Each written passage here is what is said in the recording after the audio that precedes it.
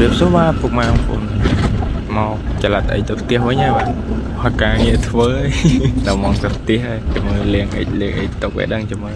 អត់ដឹងថាតូនណាទៅទេជាមួយយកអីទៅផ្ទះសិនឆ្កឹះដីឆ្កឹះអីលេងវាចេញសិនអត់ទាន់ដឹងថាមានការងារនរណាទេមិនអត់មានទាន់ឃើញប្រាប់អីផងហើយអីនឹងថាធ្វើមិនបានធ្វើអីមួយថ្ងៃលេងស៊ីប្រេងសិនអស់2លីត្រដឹងលេងមកកដង5-6លីត្រ3ថ្ងៃអស់លីងទៅស៊ីមកស៊ីហូ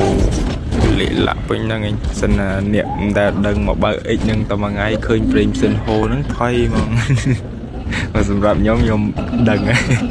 លេងភ័យលេងអីឡើយ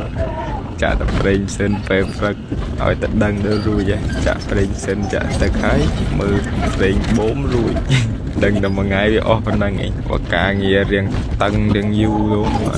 មួយថ្ងៃ7-2លីត្រដល់ប្រេងសិននោះស៊ីមកស៊ីគាត់តនេមុំក៏អត់ព្រមធ្វើសិនបើគាត់ធ្វើសិនចំណេញទេហើយប្រេងសិនមានថោកណាមកកដង 105,000 ហើយពីវិញថ្ងៃមកកដងពីវិញថ្ងៃមកកដងអស់ឡើងចិត្តតិចហើយគាត់អត់ធ្វើសិនហើយនឹងដែរចល័តបោះផ្ទះហើយសុំគាត់ធ្វើឃើញគាត់រត់ស្ងៀមតែអត់ទាន់ធ្វើមើលលៀងហើយសិនថាគាត់អត់ធ្វើមិនដឹងធ្វើមិនគាត់គាត់សឹកគាត់ពេញប្រេងសិនឲ្យទៅតាមដឹងសិន